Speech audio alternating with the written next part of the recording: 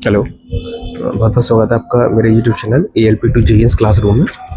और आपको पता ही है कि 2 जुलाई को CBT 2 शेड्यूल कर दिया है RRB जेई ने। तो मैं आपसे कहना चाहूँगा कि जिसका भी CBT 1 क्वालिफाइड हुआ उसके लिए बहुत कॉन्ग्रेचुलेशन। और अच्छा, मैं ये कहना चाहता हूँ कि अब पैनिक मत होइएगा, क्योंकि अगर मान लीजिए डेट आ गई है तो ये मत करिएगा कि आप अब मॉक लगाना चालू कर दें, या फिर आप कोई न्यूमेरिकल पोर्शन कर रहे थे तो न्यूमेरिकल पोर्शन करो। वो चीज़ नहीं है, क्योंकि वो समय है नहीं है।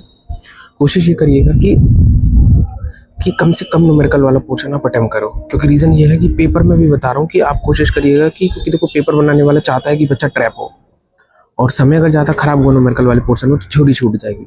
और ऐसे ही पढ़ते समय जो अब आप पढ़ रहे हो तो कोशिश ये करिएगा कोई न्यूमेरिकल पोर्शन ज़्यादा टच ना करना, और कोई नया सब्जेक्ट उठाना नहीं है, क्योंकि नया सब्जेक्ट उठाया तो उसमें समय जाएगा, और जो पढ़ लिया है सब्जेक्ट वो रिवाइज रह जाएगा, रिवाइज करना। तो पहले तो जो सब्जेक्ट पढ़ लिए उनका रिवाइज करना है। मॉक आपको देना है कि लगभग 10 दिन पहले देना, जब भी एग्जाम की डेट है 2 जुलाई तो उसे 10 दिन पहले देने स्टार्ट करना है।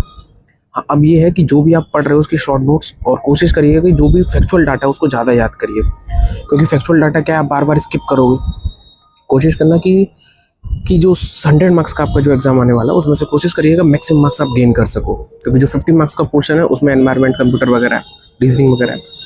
तो आप कोशिश ये करिएगा कि कैसे भी करके कि जितना मार्क्स आप गेन कर सकते हो तो वो टेक्निकल पार्ट से गेन कर सकते हो, क्योंकि वहीं से कंपटीशन होगा। देखना, क्योंकि जो आप कंप्यूटर बनाओगे, एनवायरनमेंट बनाओगे, वो सब बनाएंगे, जीके बनाओगे, सब बनाएंगे। तो आप कोशिश ये करिएगा कि टेक्निकल मार्क्स में जितना ज़्यादा नंबर आ सकता है उतना गेन कर लीजिए। और कोशिश ये करिएगा जैसे जैसे मान लीजिए जैसे कोई आप केबल की रेटिंग का चार्ट ले लीजिए, तो केबल की रेटिंग बार बार तो कहीं पढ़ोगे नहीं, एक पूरा चार्ट बनाया उसको याद कर लिया। अब जैसे मान लीजिए कि सेक का कोई फॉर्मूला है तो सेक का फॉर्मूला लिख लिया, उसके बाद जितने उसके कंसेप्ट हैं उसको रख लिया, तो एक छोटे से चार्ट में बना के रख लीजिएगा। जिससे क्या कि जब लास्ट टाइम में आप रिवीजन करोगे तो उससे आपको मदद होगी।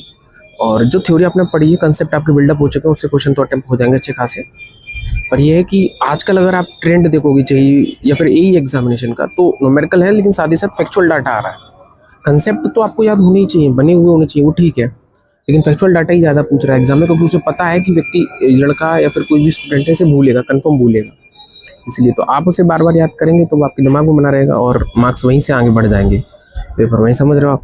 तो कोशिश करिएगा कि नॉन टेक के साथ साथ टेक्निकल पार्ट स्ट्रॉन्ग तो रखना है, और उसी में मैक्सिमम मार्क्स जो है वो गेन करने हैं ना। और समय अभी बहुत है, अभी से मत देना बैठना, ना पता चले तुम रोज मॉक दे रहे हो, वो मत करिएगा।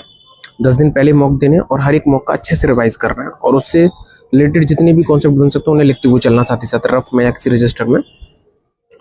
तो चलिए ठीक।